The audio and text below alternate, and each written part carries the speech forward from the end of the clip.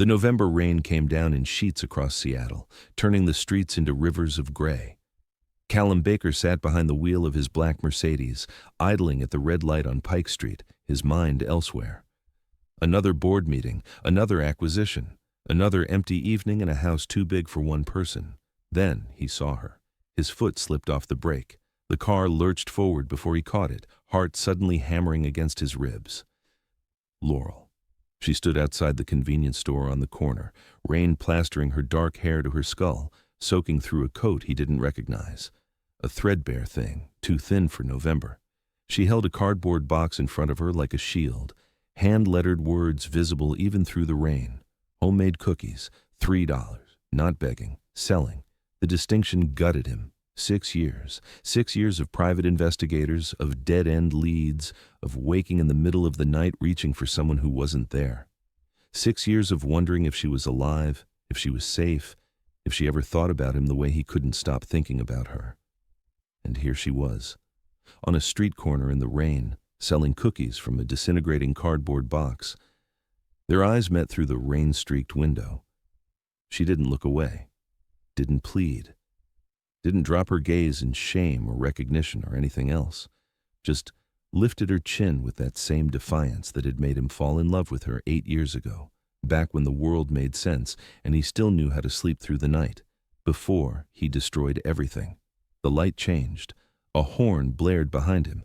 Callum didn't move. He watched her watching him, rain streaming down both their faces with a barrier of glass and 6 years of silence between them. She looked different, thinner. The angles of her face sharper, exhaustion carved into the delicate skin beneath her eyes. But still her.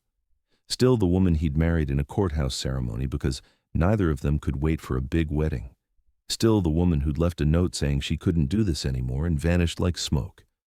Another horn, louder this time.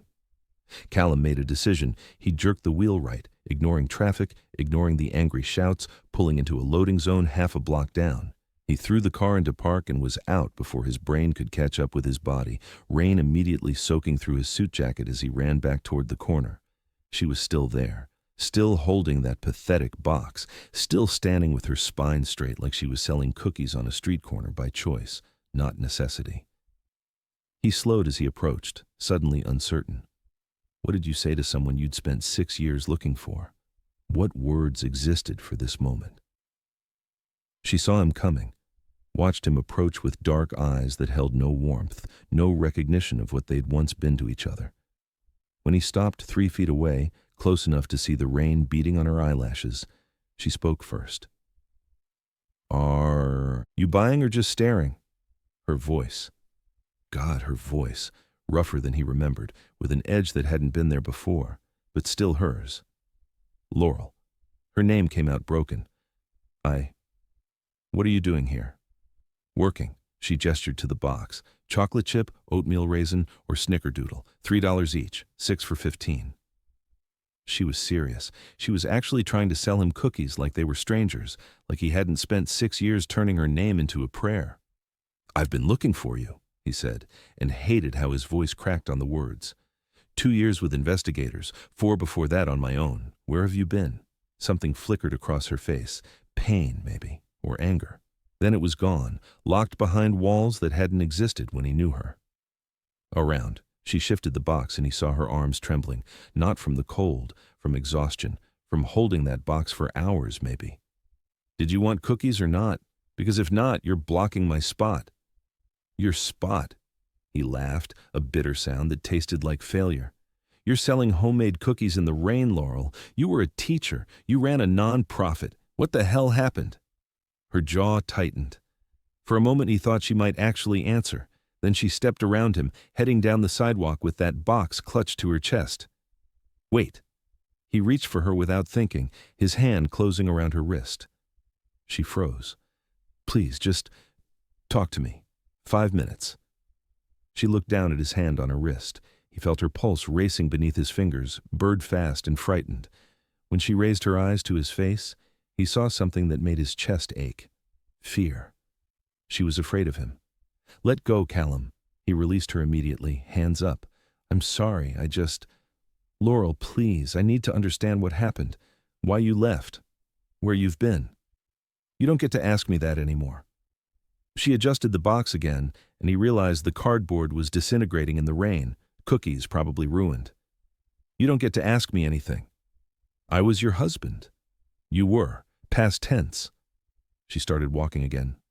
Go back to your car, Callum. Go back to your life. Pretend you didn't see me. He followed. Of course he followed. She walked faster, that threadbare coat flapping around her thin frame. Too thin. How much weight had she lost? 20 pounds? More? I can't do that, he said to her back. I've spent 6 years looking for you. I'm not going to just walk away now. You should have walked away 6 years ago. Would have saved us both a lot of trouble. The bitterness in her voice stopped him for half a step. Then he caught up again, moving in front of her, forcing her to stop or run into him. She stopped. This close, he could see the rain wasn't the only thing making her face wet. Tears tracked down her cheeks, mixing with rainwater, and something in his chest cracked clean through. Laurel, don't. She shook her head, stepping back. Don't do that. Don't use that voice like you care, like you didn't. She stopped, pressed her lips together. He watched her throat work as she swallowed whatever she'd been about to say. Like I didn't what? He asked quietly. Tell me, please. She laughed, hollow and terrible. You really don't know, do you? You genuinely have no idea why I left. No, the admission cost him. I came home and you were gone, a note on the counter. I can't do this anymore. That's all I got. That's all the explanation I got for why my wife disappeared in the middle of the day. She studied his face like she was looking for lies. He let her look. Let her see whatever she needed to see. Ask your mother, she said finally. Ask Helena. His mother. The name hit him like cold water. What does my mother have to do with this? Everything. Laurel's voice broke on the word. She has everything to do with it, but I'm done, Callum. I'm done with you, with her, with all of it. So please, just let me go. She tried to move past him. He saw her sway just slightly, like the ground had shifted beneath her feet, saw her grip on the cookie box falter. Then she was falling. He caught her before she hit the pavement, the box tumbling from her hands, cookies scattering across wet concrete. Her body felt too light in his arms, all sharp angles and trembling exhaustion. Her eyes fluttered, struggling to focus on his face. No, she mumbled. Can't. Have to sell. Laurel, you're burning up. He touched her forehead, felt the fever raging beneath skin too thin over delicate bones. When did you last eat? Last sleep? Don't remember. Her eyes closed. Few days, maybe. Had to make the cookies. Had to. Terror, pure and sharp, cut through him. He pulled out his phone with one hand, keeping her cradled against his chest with the other. Fred? I need the car. Pike and 3rd right now. He paused, looking down at the woman in his arms, the woman he'd loved for 8 years, the woman he'd lost, the woman he'd just found half-starved and feverish on a street corner. And call Dr. Smith. Tell him it's an emergency. Laurel's eyes opened slightly, unfocused but aware enough to protest. No hospital. Can't. They'll ask questions. Not a hospital, he promised, already moving toward where he'd left the car. Dr. Smith is private, discreet. He'll help, I swear.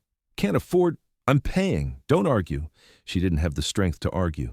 Her head lolled against his shoulder, burning through his rain-soaked shirt.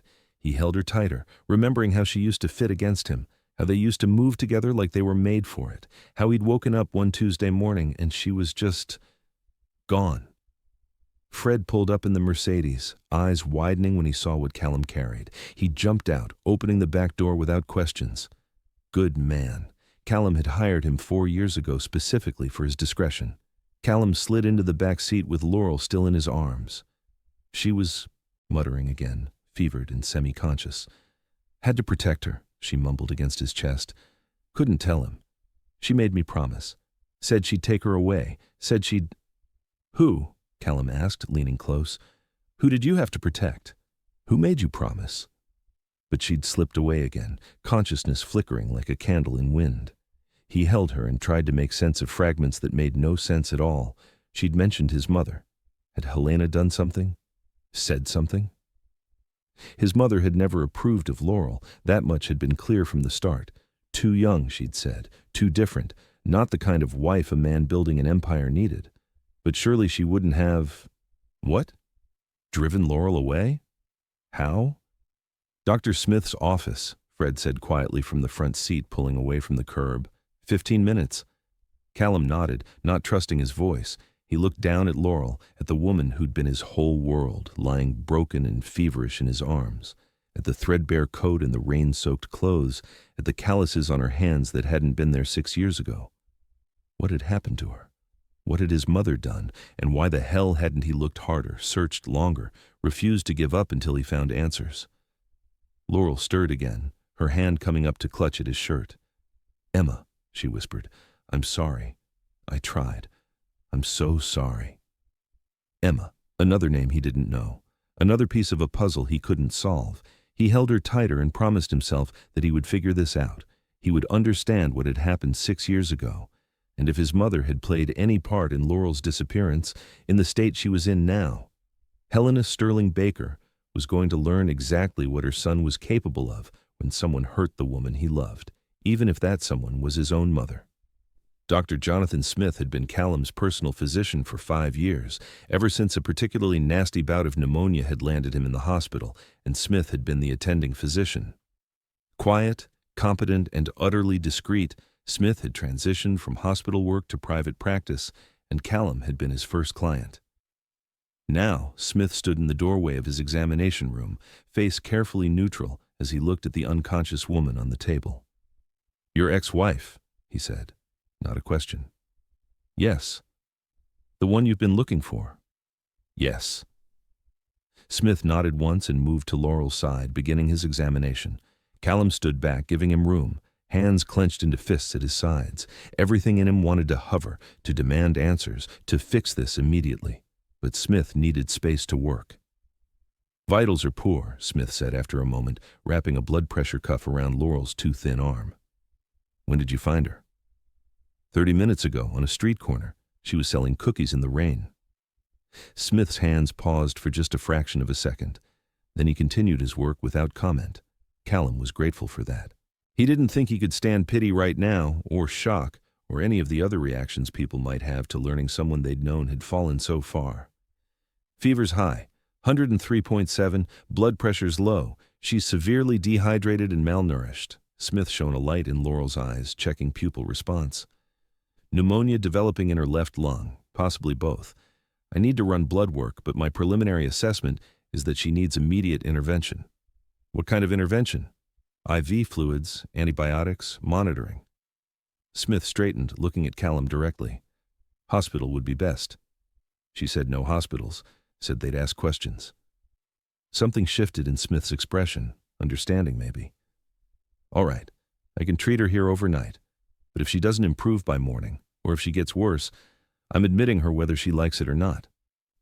Relief loosened something in Callum's chest. "Thank you." "Don't thank me yet." Smith moved to prepare an IV line. "I'm going to need some information. When did she last eat? When did symptoms start? Any chronic conditions I should know about?" "I don't know." The admission tasted like failure. "I just found her today. I don't know anything about the last 6 years of her life." Smith glanced up, sympathy clear on his face now. "Then you're going to have a lot of questions when she wakes up." If she wakes up, Callum thought, but didn't say. Smith must have seen it on his face anyway, because he shook his head. "She'll wake up. She's sick, not dying. With proper care, she'll recover." The words should have been reassuring. They weren't. Because even if Laurel's body recovered, what about everything else? What about whatever had put her on that street corner selling cookies in the rain? What about the 6 years of silence? What about the name Emma she'd whispered in delirium? Smith worked in efficient silence, starting the IV, administering antibiotics, covering Laurel with heated blankets. Callum watched it all, memorizing every detail. The way her chest rose and fell too shallowly. The way, even unconscious, her body seemed to hold tension, like she couldn't fully relax even in sleep. The way her hands, resting on top of the blankets, bore calluses and healed cuts he'd never seen before. "You can stay," Smith said when everything was set up. "I have a cot in the other room if you want to rest." "I'm staying here." Smith nodded like he'd expected that answer. "There's a chair in the corner. I'll check on her every hour." Call if anything changes." Then he was gone, and Callum was alone with his ex-wife for the first time in 6 years. He pulled the chair close to the examination table and sat, his knees nearly touching the side of the table. This close, he could see all the changes clearly. The weight loss was dramatic, her cheekbones too prominent beneath skin that looked paper-thin. Dark circles under her eyes spoke of exhaustion that went bone-deep. Her hands, elegant and graceful even in sleep, bore the marks of hard labor. What had she been doing? Where had she been living? He reached out, stopping himself just before his fingers touched her face. He had no right. Not anymore. Not when she'd looked at him with fear in her eyes and told him to go back to his life. But God, he wanted to touch her, wanted to smooth the worry lines from her forehead, warm her cold hands between his, prove to himself that she was real and here and alive.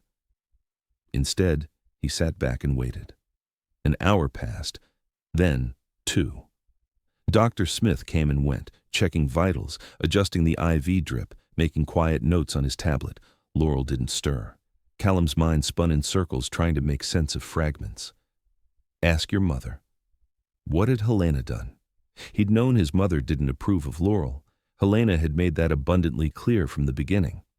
Laurel was too young, she'd said, 28 to his 34 when they'd met. Too idealistic with her nonprofit work and her dreams of changing the world one community at a time. Not the polished, connected wife a man building a real estate empire needed. But Callum had married her anyway, had loved her anyway. And for 2 beautiful, perfect years, he'd thought Helena had accepted that. Then Laurel vanished. No fight, no warning. Just a note on the kitchen counter and all her things gone like she'd never existed. He'd been devastated, enraged, desperate. He'd called her friends, her family, everyone he could think of. No one knew where she'd gone. Her phone went straight to voicemail. Her email bounced back. She'd deleted her social media accounts. She'd erased herself from his life so completely it was like their marriage had been a dream. Helena had comforted him, told him it was for the best, that Laurel had obviously never been ready for the life he could give her, that he'd be better off finding someone more suitable. At the time, gutted and grieving, he'd been too destroyed to question it. He'd thrown himself into work, building his company into the billion-dollar empire it was today. He'd searched for Laurel, but half-heartedly after the first year. If she wanted to be gone, what right did he have to drag her back? But now, hearing the bitterness in Laurel's voice when she'd said his mother's name, what had Helena done? His phone buzzed. A text from Fred. Secured Miss Davis's belongings from the street corner, box and remaining cookies, stored in the car. Callum stared at the text. The box, the cookies Laurel had been selling. How long had she been doing that? How many street corners had she stood on, trying to make enough money to survive?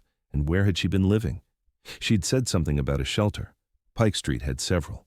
The thought of Laurel in one of those places made his jaw clench. Don't.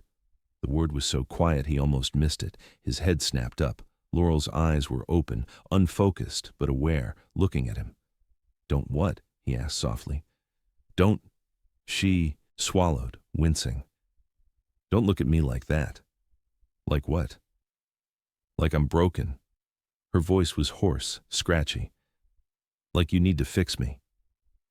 He wanted to argue, wanted to tell her she was sick and exhausted and half-starved, and yes, that needed fixing. But the look in her eyes stopped him. Pride.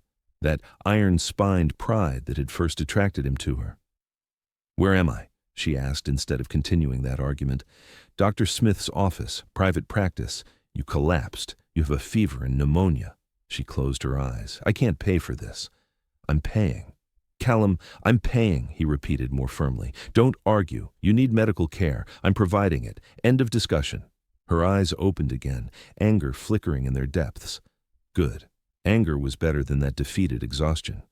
You can't just swoop in and fix everything with money, she said. I'm not trying to fix everything. I'm trying to keep you from dying of pneumonia on a street corner. The words came out harsher than he'd intended. She flinched. He immediately regretted it, but before he could apologize, Dr. Smith appeared in the doorway. Miss Davis, good to see you awake. Smith moved to her side, professional mask in place. I'm Dr. Jonathan Smith. How are you feeling? Like I got hit by a truck. That's the pneumonia.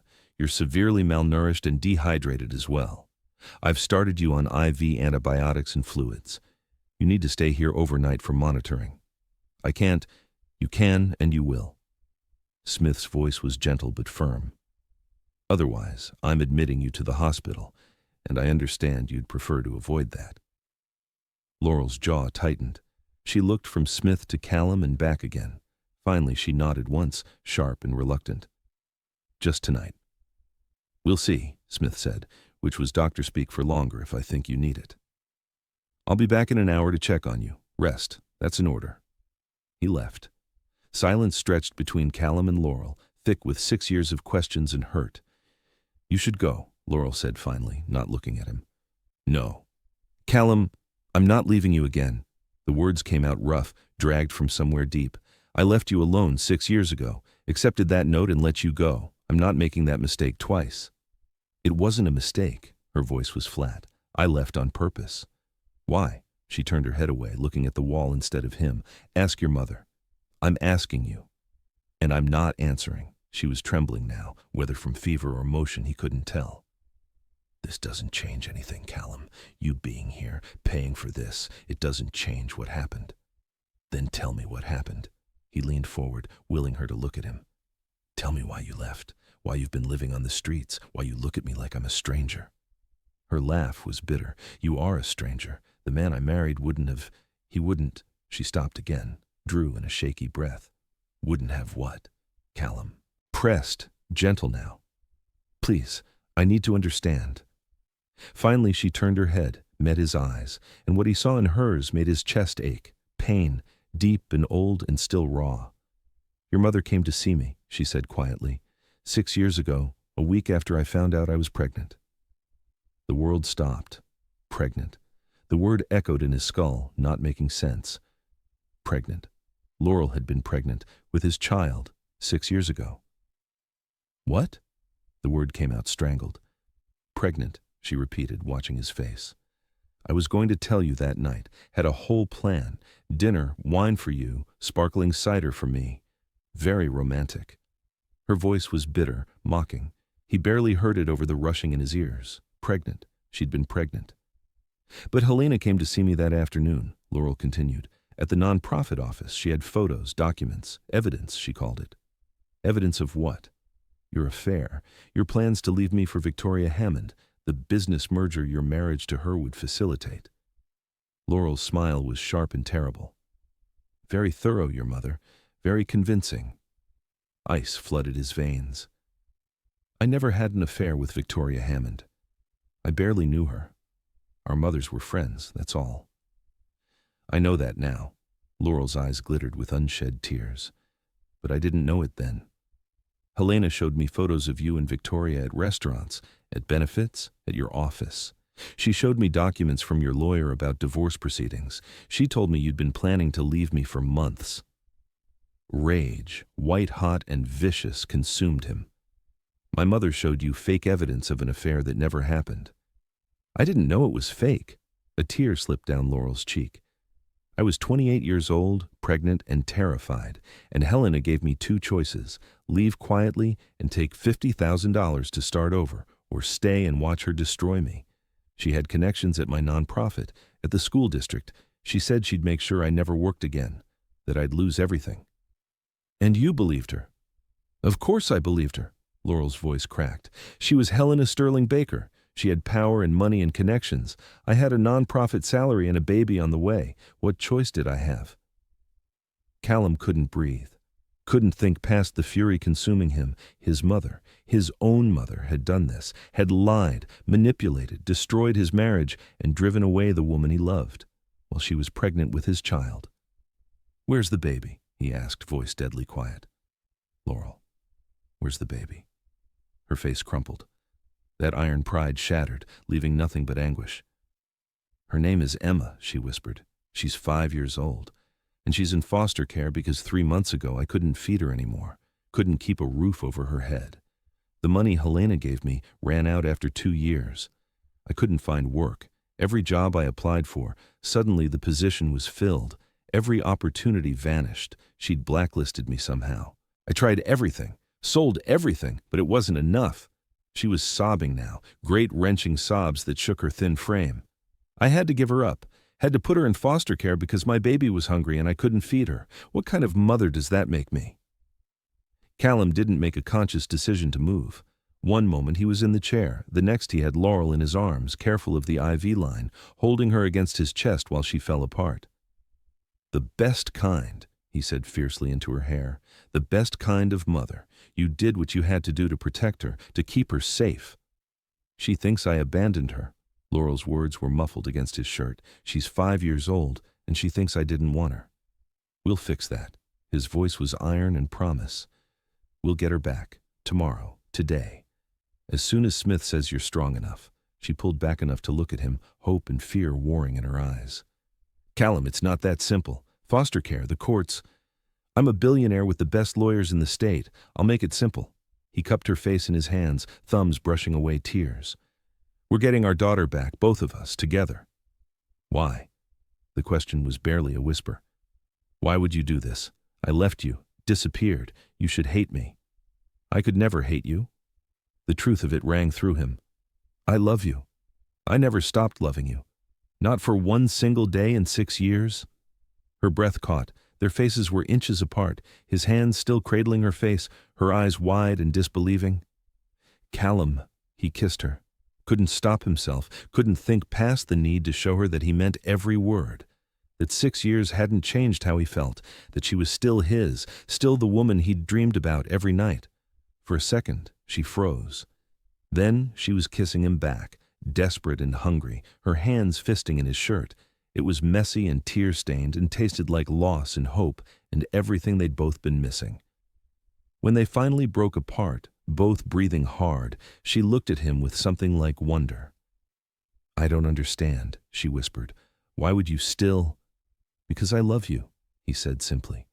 "Because you're my wife. Because you gave me a daughter I didn't know about and protected her the only way you knew how. Because you're the strongest person I've ever known, and I'm not losing you again." Fresh tears spilled over. "I sold cookies on a street corner. I don't care. I'm living in a shelter. Not anymore, you're not." "Callum, not anymore," he repeated firmly. "You're coming home with me. Guest room if you want. Main bedroom if you'll have me. But you're not going back to that shelter." She stared at him like he was speaking a foreign language. You can't just, watch me." He kissed her forehead, gentle this time. "Rest now. We'll figure everything else out when you're stronger." "What about Helena?" His jaw hardened. "Leave Helena to me." Chapter 2. Laurel slept. Callum made calls. The first was to his lawyer, Thomas Brennan, waking him at 11 p.m. with zero apology. "I need everything we have on foster care law, parental rights, and emergency custody by 8 a.m. tomorrow." Thomas, to his credit, didn't ask why. "Done. Anything else?" "Start preparing documents to remove Helena Baker from any connection to my assets, my companies, and my life. I want her cut off completely. No severance, no courtesy, nothing." A pause. "Callum, that's your mother." "My mother destroyed my marriage, drove away my pregnant wife with threats and blackmail, and is the reason my 5-year-old daughter is in foster care. So yes, cut her off. Completely." "Understood. I'll have everything ready by morning." The second call was to Fred. "I need you to find out everything you can about a child named Emma Davis, 5 years old, currently in foster care somewhere in Seattle. I need to know where she is, who her caseworker is, what facility she's in, everything." "On it." Fred didn't ask questions either, another reason Callum paid him very, very well. The third call was the hardest. Helena answered on the first ring, voice sharp. "Callum, it's nearly midnight. What's wrong?" "Everything." He kept his voice level through sheer force of will. "Absolutely everything is wrong, Mother, and you're going to explain it to me. Now." Silence. Then, carefully, "I don't know what you're talking about." "Laurel." The name hung between them. "I found Laurel tonight, selling cookies on a street corner in the rain, sick and starving and living in a shelter." "So I'll ask you one more time. What did you do?" More silence. He could practically hear her calculating, weighing options. "She left you," Helena said finally. That was her choice. After you threatened her, after you showed her fake evidence of an affair that never happened, after you told her you'd destroy her if she didn't disappear. I did what was necessary. No apology, no shame, just cold certainty. She was wrong for you, Callum. A dreamer playing at charity work. You needed someone who understood your world, your ambitions. Victoria Hammond would have... Stop. The word came out like a whip crack. Stop talking. Right now. Callum, Laurel was pregnant. Did you know that when you threatened her? When you drove her away? Silence. Long and telling. You knew. Disgust churned in his gut. You knew she was pregnant with your grandchild, and you still did it. A child would have trapped you, Helena said, voice hard, tied you to her forever. I couldn't let that happen. She did trap me. His voice went quiet, deadly. I've been trapped for 6 years, trapped missing her, trapped looking for her, trapped wondering what I did wrong to make my wife vanish. Congratulations, Mother. You got exactly what you wanted, and lost your son in the process. Don't be dramatic. I have a daughter, Emma. She's 5 years old and she's in foster care because Laurel couldn't afford to feed her, because you blacklisted her from every job, because the money you gave her ran out and she had nothing. My daughter has been in foster care for 3 months. 3 months, Mother, while you've been calling me every week asking about dinner plans. He heard her breath catch. Good. Let her feel even a fraction of what he was feeling. I'm getting Emma back, he continued. Laurel and I are getting our daughter back, and you're never going to meet her. You're never going to know her. You're never going to speak to me again. As of this moment, you have no son. Callum, please. He hung up, blocked her number, then called Thomas back. Add a restraining order to those documents. Keep Helena Baker away from me, from Laurel Davis, and from Emma Davis. If she tries to contact any of us, I want legal consequences. Done. He hung up and sat back in the chair beside Laurel's bed, watching her sleep. She looked peaceful now, fever breaking, color slowly returning to her cheeks. Dr. Smith had been right. With proper care, she'd recover. But recovery meant more than just physical health. Recovery meant getting Emma back, meant helping Laurel rebuild the life Helena had destroyed, meant proving he could be the man Laurel needed him to be. He reached out, finally allowing himself to touch her. His fingers brushed along her cheek, gentle as breath. She stirred but didn't wake, just turned slightly toward his touch, like even in sleep she recognized him. I'm going to fix this, he whispered. All of it, I swear. Morning came gray and cold. Dr. Smith arrived at 7 with coffee and a fresh examination. Fever's down significantly, he announced after checking Laurel's vitals. Antibiotics are working. You're not out of the woods yet, but you're heading in the right direction. Laurel, awake now and sitting up slightly, nodded. Can I leave? Absolutely not. Smith's voice was firm. You need at least another 24 hours of IV antibiotics and monitoring. Pneumonia doesn't care about your schedule. I don't have... She stopped, glancing at Callum. I can't stay here indefinitely. You're staying at my place, Callum said.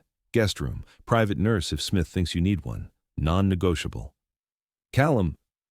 Non-negotiable, he repeated, brooking no argument. You're sick. You need care.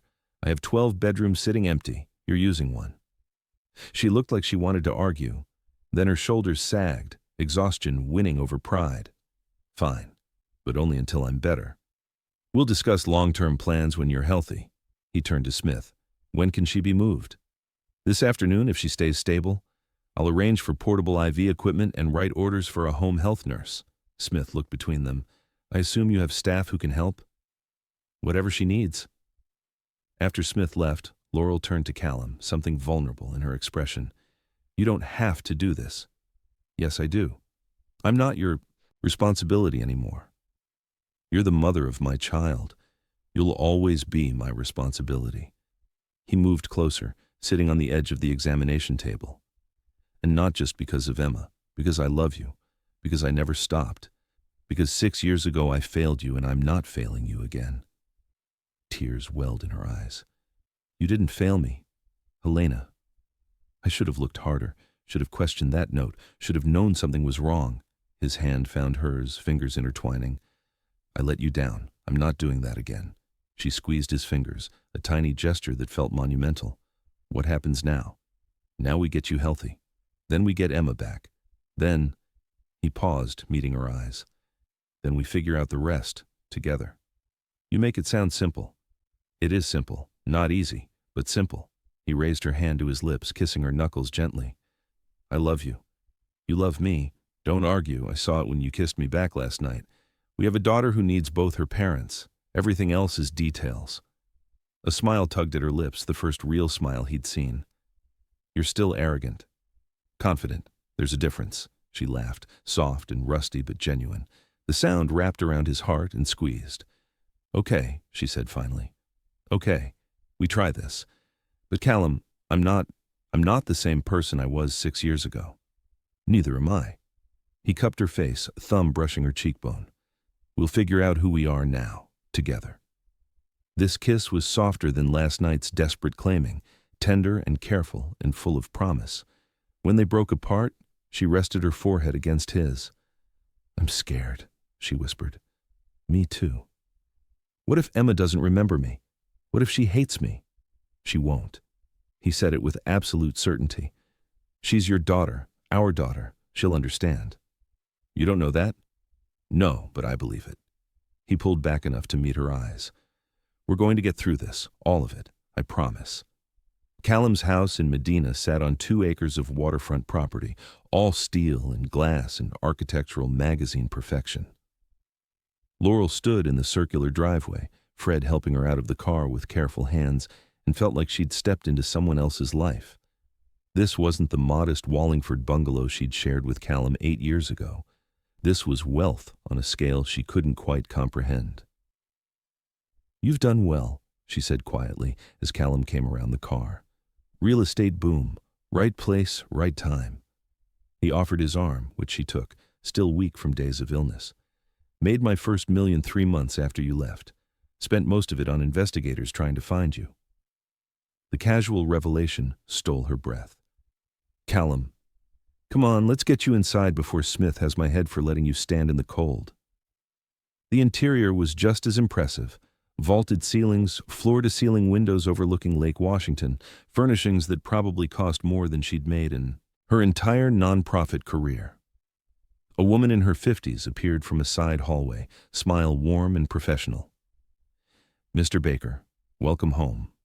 Mrs. Rodriguez, this is Laurel Davis. She'll be staying in the blue guest suite. Can you make sure it's ready? Of course. Mrs. Rodriguez's eyes were kind as they landed on Laurel. Can I get you anything, Miss Davis? Tea? Soup? I'm fine, thank you. She's recovering from pneumonia, Callum interjected. Soup would be good, and tea, and whatever else Smith's orders say. He'd clearly already briefed his staff. Laurel didn't know whether to be grateful or overwhelmed. Mrs. Rodriguez nodded and disappeared.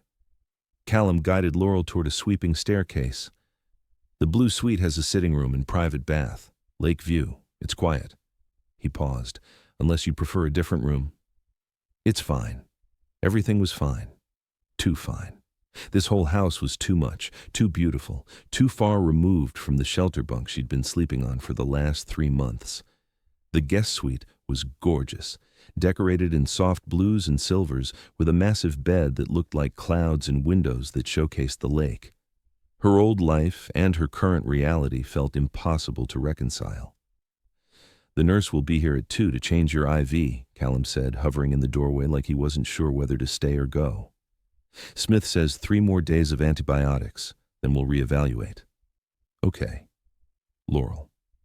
He stepped into the room, closing the distance between them. Are you all right? Was she? She didn't know. 24 hours ago, she'd been selling cookies in the rain.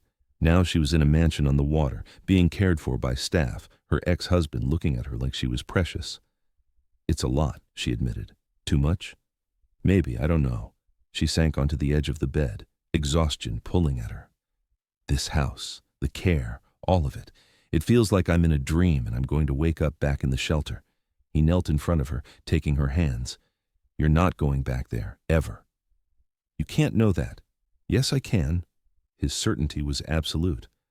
Thomas has been working all night. We have an emergency custody hearing scheduled for tomorrow afternoon. Between my financial resources and your status as Emma's biological mother, The judge will almost certainly grant temporary custody pending a full review. Hope and terror warred in her chest. That fast? Money opens doors. I'm not ashamed to use it for this. She searched his face, looking for... what? Pity? Obligation? But all she saw was determination and something that looked heartbreakingly like love. "Why are you doing this?" she whispered. "Really? You could have walked away last night. Pretended you didn't see me." "No, I couldn't." He brought her hands to his lips, kissing her knuckles. 6 years ago I lost you and didn't fight hard enough to find you. I'm not making that mistake twice. And Emma, his voice caught. Emma is my daughter. I've missed 5 years of her life. I'm not missing another day. Tears spilled over. She was so tired of crying, but the tears kept coming anyway. I'm sorry. I'm so sorry you didn't get to know her, that she doesn't know you. That's not your fault. That's Helena's. And mine, for not looking harder. He moved to sit beside her on the bed, arm around her shoulders. But we're going to fix it. Starting tomorrow. She leaned into him, letting him take her weight. What if she doesn't want to come home with us? What if she's happy where she is? Then we'll visit her every day until she trusts us, until she knows we're not going anywhere. His hand rubbed soothing circles on her back. We have time, Laurel, and resources, and each other. We'll figure it out. Each other. The words settled something in her chest. She wasn't alone anymore. Whatever came next, she wouldn't have to face it alone. I need to sleep, she said, the exhaustion suddenly overwhelming. Sleep. I'll be here when you wake up. You don't have to. I'll be here, he repeated firmly. Always. She wanted to argue, wanted to insist she was fine on her own, but the truth was she'd been alone for 6 years and she was tired. So tired. So instead, she let him help her under the covers, let him arrange the pillows, let him brush her hair back from her face with fingers that trembled slightly. Callum? Yeah? Thank you. He leaned down, kissed her forehead. Sleep, love. I've got you. And for the first time in 6 years, Laurel Davis believed it. Chapter 3. The courthouse was cold, sterile. Laurel sat beside Callum in the waiting area, hands twisted together in her lap, heart hammering so hard she thought it might break through her ribs. Somewhere in this building, Emma's caseworker was presenting their case. Somewhere, a judge was deciding whether Laurel deserved a second chance at being her daughter's mother. Breathe, Callum murmured, his hand covering both of hers. You're going to pass out if you keep holding your breath. She sucked in air, tried to steady herself. 3 days of antibiotics and rest had restored some of her strength, but nothing could calm the fear churning in her gut. What if they say no? They won't. But what if... Laurel, he turned her face toward him, his gray eyes steady and sure. Thomas is the best family lawyer in the state. You're Emma's biological mother. I can provide financial stability and a safe home. The judge would have to have a reason to deny custody, and there isn't one. I gave her up. Temporarily, to keep her safe when you had no other options. That's not abandonment. That's love. His thumb brushed her cheekbone. Trust me, we're getting her back today. Before she could respond, Thomas appeared in the hallway, professional smile in place. They're ready for us. The courtroom was smaller than Laurel expected. Judge Patricia Morrison presided from the bench, a black woman in her 50s with sharp eyes that seemed to see everything. Emma's caseworker, Jennifer Hunter, sat at the opposite table, files stacked in front of her. And in the gallery, her heart stopped. Emma, her baby girl, 5 years old now, sitting beside a foster care supervisor. She looked so small in the big courtroom, wearing a purple dress Laurel had never seen, her curls pulled back in careful braids. Their eyes met across the room. Emma's went wide. Mommy? The word was barely a whisper, but it echoed like thunder. Laurel's vision blurred with tears. All right, Judge Morrison said, voice commanding attention. Let's proceed. This is an emergency custody hearing regarding Emma Louise Davis, age 5. Miss Hunter, your assessment? Jennifer Hunter stood, her expression professional, but not unkind. Your Honor, Emma was placed in emergency foster care 3 months ago after her mother, Laurel Davis, voluntarily surrendered custody due to inability to provide adequate care. Miss Davis was homeless, unemployed, and unable to meet Emma's basic needs. At the time, it seemed like the best option for Emma's safety. Laurel flinched. Callum's hand found hers under the table, squeezing tightly. However, Hunter continued, circumstances have changed significantly. Miss Davis has secured stable housing, has access to medical care, and has the support of Emma's biological father, Callum Baker, who was previously unaware of Emma's existence. Judge Morrison's eyebrows rose. Previously unaware? Thomas stood. Your Honor, if I may. Mr. Baker and Miss Davis were married 8 years ago. They separated 6 years ago due to circumstances outside their control, specifically interference from Mr. Baker's mother that resulted in Miss Davis believing the marriage was ending. She discovered she was pregnant after their separation, and due to threats made against her employment and reputation, chose not to inform Mr. Baker of the pregnancy. The judge's expression sharpened. Threats? Yes, Your Honor. Helena Baker, Mr. Baker's mother, engaged in a campaign of intimidation and blackmail that resulted in Miss Davis fleeing with minimal resources. The threats continued, manifesting as systematic interference with Miss Davis's employment attempts over the subsequent years. This interference directly contributed to Miss Davis's financial hardship and her eventual decision to place Emma in foster care. Judge Morrison looked at Callum. Mr. Baker, you're aware of these allegations against your mother? Callum stood, his voice steady. Yes, Your Honor. I confronted my mother 3 days ago. She admitted to threatening Miss Davis, showing her fabricated evidence of infidelity and forcing her to leave our marriage. I have since severed all contact with Helena Baker and filed a restraining order preventing her from contacting myself, Miss Davis, or Emma. And you're prepared to take custody of a 5-year-old child you've never met? I'm prepared to be Emma's father. Callum's voice was firm. I've missed 5 years of my daughter's life due to circumstances beyond my control. I don't intend to miss another day. I have financial resources, a stable home, and I'm willing to do whatever Emma needs to feel safe and loved. The judge turned her attention to Laurel.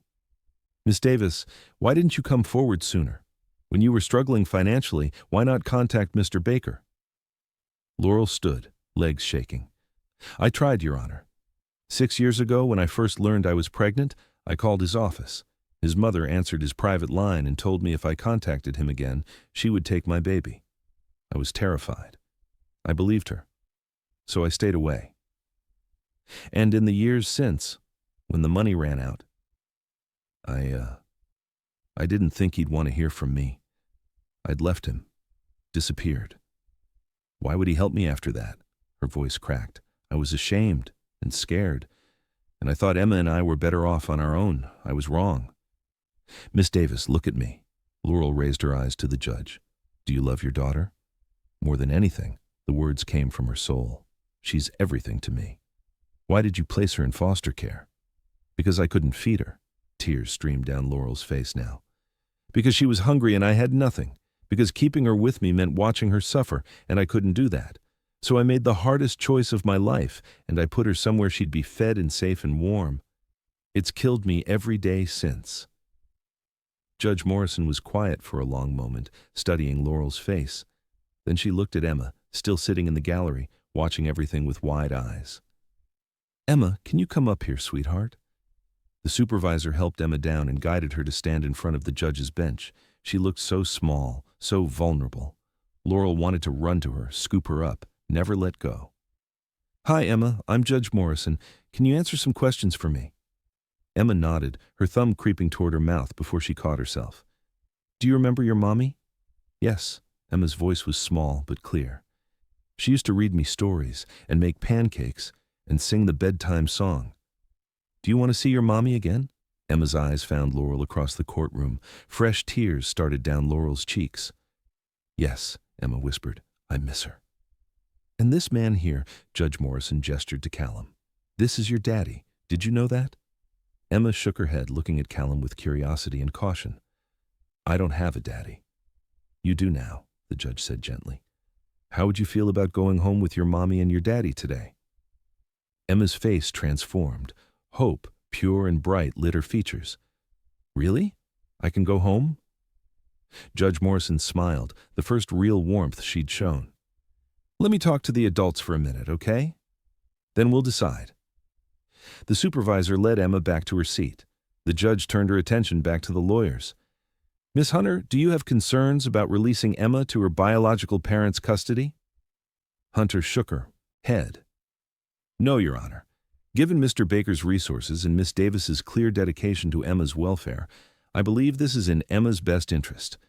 I'd recommend regular check-ins for the first 3 months to ensure the transition goes smoothly. But I don't oppose custody. Judge Morrison nodded, then looked at Callum and Laurel. Here's what's going to happen. I'm granting temporary custody to both biological parents, with a full review in 90 days. During that time, you'll work with a family therapist to help Emma adjust. Miss Hunter will conduct home visits monthly, and she fixed them both with a stern look. You will put aside whatever issues exist between you and focus on what's best for that little girl. Understood? Yes, Your Honor, they said in unison. Emma needs stability, consistency.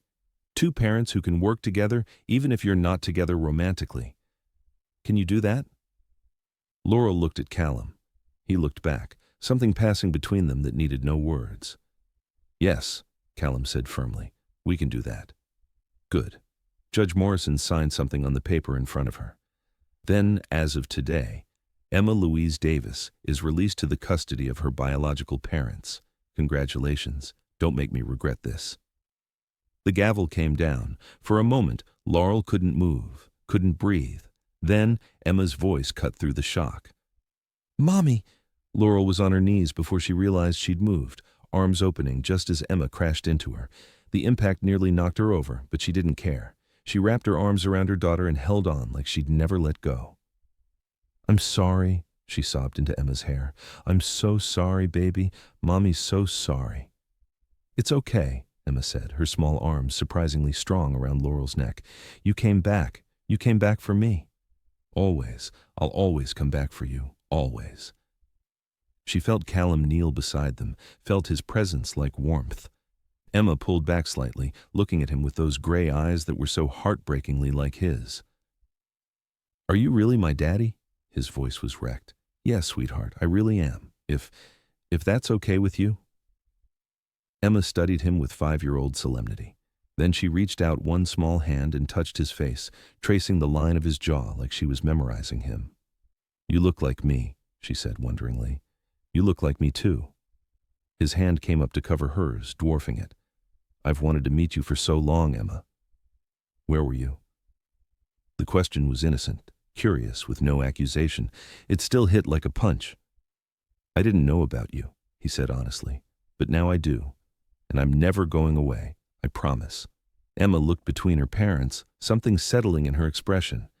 Then she did something that made both Callum and Laurel break down completely. She held out her arms, gathering them both into a hug. My family, she said simply. My whole family. Laurel looked at Callum over their daughter's head, saw the tears streaming. Down his face matching her own, his hand found hers, their fingers lacing together behind Emma's back. This was what Helena had tried to destroy. This moment of perfect, painful, beautiful reunion. She'd failed. They were a family, broken and rebuilding, but together. And nothing was ever going to tear them apart again. The ride home was quiet. Emma sat in the back seat of the Mercedes, clutching a stuffed rabbit the Foster family had let her keep, eyes huge as she took in the car's leather interior. Is this really your car? She asked Callum. It is. It's fancy. Despite everything, he laughed. Yeah, it's pretty fancy. Do you have a fancy house too? Pretty fancy, yeah. He glanced at her in the rearview mirror. But now it's your house too, yours and Mommy's. Emma processed this, then looked at Laurel. We don't have to go back to the shelter? Laurel's heart broke. No, baby, no more shelter. Good. Emma's voice was fierce. I didn't like the shelter. It was loud and people were mean and I was scared. Laurel closed her eyes, fresh guilt washing through her. Callum's hand found hers across the console, squeezing tight. You never have to go back there, he said firmly. You're safe now, I promise. When they pulled into the driveway, Emma's eyes went wide.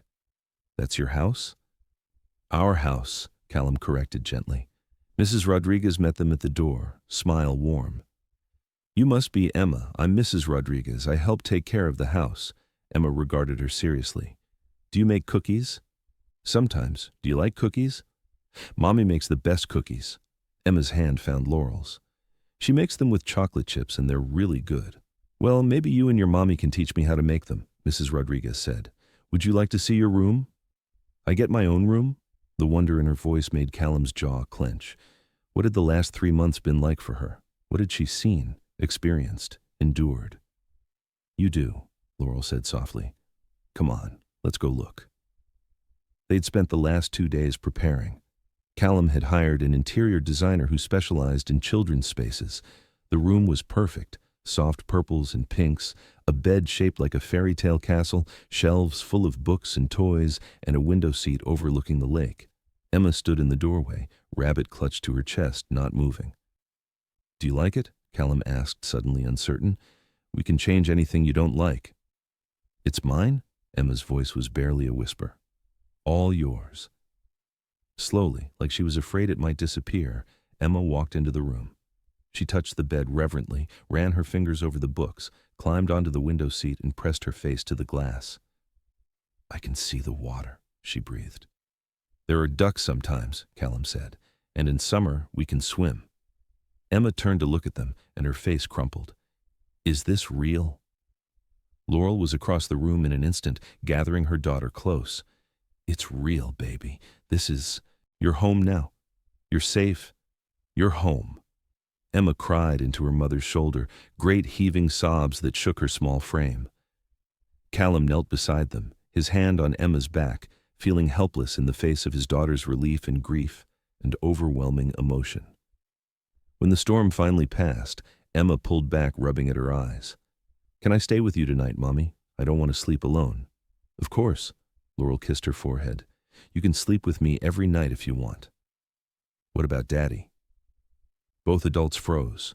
Emma looked between them, confusion clear on her face. Daddies are supposed to sleep with mommies, she said matter-of-factly. That's what families do. Callum and Laurel exchanged a glance. How did they explain their complicated situation to a 5-year-old who'd just gotten her family back? Daddy and I are figuring things out, Laurel said carefully. But we both love you very much. That's what matters. Emma considered this. But you love each other too, right? That's why you got married and had me? Yes, Callum said honestly. We love each other very much. Then you should sleep in the same room.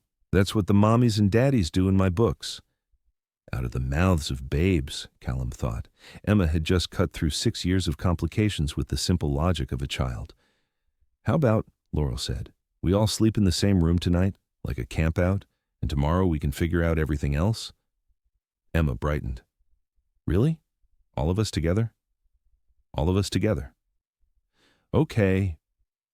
The resilience of children was remarkable. Moments ago, Emma had been sobbing. Now she was beaming. Can we have pancakes for dinner and watch a movie? Callum laughed, some of the tension easing from his shoulders. Pancakes and a movie sound perfect. Come on, let's go see what Mrs. Rodriguez has in the kitchen. As Emma bounded ahead, chattering excitedly, Laurel caught Callum's arm. Are you okay with this? All of us in one room tonight? He looked at her, at this woman he'd loved for 8 years, and wondered how she could ask that. I've spent 6 years sleeping alone in a bed meant for 2, he said quietly. The idea of falling asleep with you and Emma nearby? Yeah, Laurel. I'm more than okay with it. Her expression softened. Callum, one day at a time, he said, echoing what he'd told her before. We don't have to figure everything out tonight. We just have to be here, together. She nodded, rose up on her toes, and kissed his cheek. Thank you for finding me. For this, for her. Thank you, he countered, for keeping her safe, for being strong enough to give her up when you had to, for surviving. I almost didn't. But you did? He cupped her face, thumb brushing her cheekbone. You survived. And now we're here. And tomorrow's going to be better, and the day after that will be better still. You sound very sure. I am sure. His smile was crooked. I found you again, Laurel. I found our daughter. Everything else is details. Pancakes for dinner became a production. Emma insisted on helping, which meant flour everywhere and eggshells in the batter and laughter echoing off the kitchen's high ceilings. Mrs. Rodriguez supervised with amused patience while Callum and Laurel worked together, finding an old rhythm neither had realized they'd missed. "Not too much milk," Laurel said, reaching for the measuring cup at the same time Callum did. Their hands collided. Froze. 6 years of distance and 3 days of tentative reconnection compressed into the simple touch of fingers on a measuring cup handle. "Sorry," he said, not moving. "It's fine." She didn't move either. Emma, oblivious to the tension, poured chocolate chips directly into the bowl. "Can we put extra, please?" "Extra chocolate chips it is," Laurel said, finally pulling back. They ate at the kitchen island, Emma swinging her legs and telling them about the Foster family, carefully edited stories about a nice older couple who'd had other kids coming and going, but who'd made sure Emma had her own bed and 3 meals a day. "Were they kind to you?" Laurel asked, needing to know. "Yeah, but Mrs. Foster said I couldn't stay forever, that I'd have to go somewhere else eventually." Emma looked between her parents. "I don't have to go somewhere else now, right?" "Never," Callum said firmly. "You're staying right here with us." "Forever?" "Forever." The smile that broke across Emma's face could have powered the city. After dinner, they settled in the media room, a space with a screen that took up an entire wall and seating that felt like clouds. Emma picked Moana, settling between her parents with her rabbit, and within 20 minutes was sound asleep. Callum looked down at his daughter, her curls wild against the cushion, her face peaceful in sleep. His daughter. The reality of it kept hitting him in waves. "She's beautiful," he whispered. "She has your eyes," Laurel said softly. "I see you every time I look at her." "I missed so much." The pain in his voice was raw. "First words, first steps, 5 birthdays." "I know." Laurel's hand found his across Emma's sleeping form. "I'm sorry. It's not your fault, it's Helena's, and mine, for not making you feel safe enough to come to me." His fingers tightened on hers. "But I'm here now. We're going to make new memories, better ones." "Yeah," she smiled, tired but genuine. "We are." They carried Emma upstairs together, settling her into the massive king bed in the master suite. Callum had brought in extra pillows and blankets, creating a nest that felt safe and enclosed. Emma didn't even stir as they tucked her in. "I'll take the chaise," Callum said quietly, gesturing to the daybed by the window. "That thing's like 6 inches too short for you." "I'll manage." Laurel bit her lip, clearly torn. "Then, the bed's big enough, if you stay on your side." His heart stopped. "Are you sure?" "No, but Emma's right. Families sleep together. And She looked away. "I don't want to sleep alone tonight. I've slept alone for 6 years. Just for tonight, can we pretend we're still—" She didn't finish. Didn't need to. "Okay," he said softly. "Just for tonight." They got ready in careful silence. Laurel in the ensuite bathroom, Callum changing in the walk-in closet. When they both emerged, she in borrowed sleep pants and one of his old t-shirts, him in sweats and nothing else, the intimacy of the moment hit them both. They'd done this 1,000 times before. But that was 8 years ago, when they were different people living a different life. They climbed into bed on opposite sides, Emma a small, sleeping barrier between them. Callum turned off the lamp, plunging the room into darkness broken only by moonlight through the windows. "Callum," Laurel's voice came through the dark. "Yeah? Thank you. For today. For everything. You don't have to thank me." "Yes, I do." He heard her shift, imagined her looking at him across their daughter's sleeping form. "You could have walked away, left me on that street corner. But you didn't. I could never walk away from you." The words came easier in darkness. "I tried, after you left. Tried to move on, forget, pretend I was fine. It didn't work. You've been in my head, in my heart, in every dream for 6 years. Seeing you again. It's like I could finally breathe after holding my breath for half a decade." Silence. Then, so softly he almost missed it. "I never stopped loving you either." His breath caught. "Laurel, I tried. God, I tried, but you're—" She laughed, wet and broken. "You're it for me, Callum. You always have been. Even when I thought you'd betrayed me, even when I was angry and hurt and alone, I still loved you. I never stopped." He reached across Emma's sleeping body, finding Laurel's hand in the dark, their fingers interlaced, gripped tight. "Then we'll figure this out," he said fiercely. "Whatever it takes, we'll rebuild what Helena destroyed. We'll be a family, The three of us. Promise? I promise. I'm not losing you again, either of you. They fell asleep like that, hands clasped across their daughter, moonlight painting silver across a family fractured and finding its way back together. Chapter 4. 3 months later, Callum stood in the kitchen watching Laurel teach Emma how to properly measure flour. Both had matching streaks of white across their faces, both were laughing, and the sight hit him square in the chest every single time. His family. The last 3 months had been intense. Therapy sessions with Dr. Sarah Kim, helping Emma process her time in foster care and rebuild trust. Monthly visits from Jennifer Hunter, who'd become more friend than caseworker. Adjustments, setbacks, breakthroughs. The night Emma had woken up screaming, convinced she was back at the shelter. The morning she'd clung to Laurel at preschool drop-off, terrified her mother wouldn't come back. The evening she'd asked Callum, voice small and scared, if he was going to leave like her friend's daddy had. But also, Emma's first day at her new school, her 6th birthday party, small and perfect, with a cake Laurel made from scratch. The afternoon she'd fallen asleep during movie time with her head on Callum's shoulder. The morning she'd crawled into bed between them and announced, "This is the best family ever." And through it all, he and Laurel had been finding their way back to each other, slowly, carefully, learning each other all over again. The tentative good morning kisses, the casual touches that lingered longer than necessary, the conversations that stretched late into the night after Emma was asleep, rebuilding trust and understanding piece by patient piece. 2 weeks ago, he'd kissed her. Really kissed her, not the careful pecks they'd been exchanging. She'd kissed him back with 6 years of longing, and they'd ended up on the couch in a tangle of limbs and renewed passion before pulling back, remembering Emma asleep upstairs. "We should take this slow," Laurel had said, breathless. Slower than 6 years, he'd countered, and she'd laughed, but she'd been right. Emma needed stability. They needed to be sure this time. So they'd been dating, which was ridiculous when you were already living together and co-parenting. But it worked. Dinner dates when Mrs. Rodriguez watched Emma. Long walks by the lake while Emma was at school. Stolen moments in between the chaos of building a family. Last week the judge had made Emma's custody permanent. No more monthly check-ins, no more evaluations, just a family, legally recognized and whole. Helena had tried once to reach out. A letter delivered to his office asking for forgiveness, for a chance to meet her granddaughter. He'd returned it unopened with a reminder of the restraining order. Some bridges once burned, stayed burned.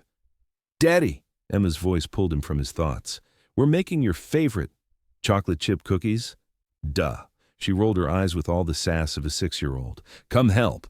He joined them at the island, letting Emma direct him with the serious authority of a tiny chef. Laurel caught his eye over Emma's head, her smile soft and full of so much love it made his chest ache. Later, after cookies were baked and devoured, after Emma was in bed with her rabbit and 3 stories read, Callum found Laurel on the deck overlooking the lake. She turned as he approached, leaning back into him when he wrapped his arms around her waist. "She asked me today if we were going to get married again," she said quietly. His heart stuttered. "What did you tell her?" "That I wasn't sure. That these things take time." She turned in his arms, looking up at him. "What would you say?" He could have given a careful answer, could have talked about taking it slow, being sure, doing what's best for Emma. Instead, he told the truth. "I'd say yes. I'd say I've been yours since the day we met 8 years ago, and I never stopped being yours. I'd say I want to make this official, real, permanent in every way. I'd say marry me, Laurel. Marry me again, and let me spend the rest of my life making up for the 6 years we lost." Her eyes filled with tears. That's a pretty good speech." "I've been practicing," she laughed, wet and beautiful. "Have you now?" "Every night for 3 months." He cupped her face, thumbs brushing her cheekbones. "I mean it. Marry me. Not because of Emma, though she's part of it, but because I love you. Because you're my person. Because I can't imagine spending another day not being your husband." "We could wait," she said, but her eyes were saying yes. "Make sure this is what we both want." "I've been sure since the moment I saw you on that street corner. Hell, I was sure 6 years ago. I'm not waiting another second if I don't have to." She pulled his face down to hers, kissing him with everything she felt. When they broke apart, she was smiling through tears. "Yes," she whispered, "yes, I'll marry you again." He kissed her again, deeper this time, his hands in her hair, her body pressed against his. 6 years of longing and loss and loving from a distance distilled into this moment of reunion and promise. When they finally broke apart, both breathless, she rested her forehead against his. "Emma's going to be insufferable about this. She's been planning our wedding for weeks." He laughed. "Then we better let her help. She wants to be flower girl and wedding planner and efficient. She can be whatever she wants." Laurel pulled back enough to meet his eyes. "I love you. I never stopped." "I know." He kissed her forehead, her nose, her lips. "I never stopped either. And I'm never letting you go again. Promise?" "Promise." Above them, stars scattered across the Seattle sky. Behind them, their daughter slept safe and warm in a home built from wreckage and love. Before them, a future neither had dared to hope for stretched out bright and certain. They'd found each other in the rain, built a family from ruins, turned 6 years of loss into a lifetime of love. And somewhere, in a cardboard box Fred had saved, cookies sold for $3 on a street corner remained as proof.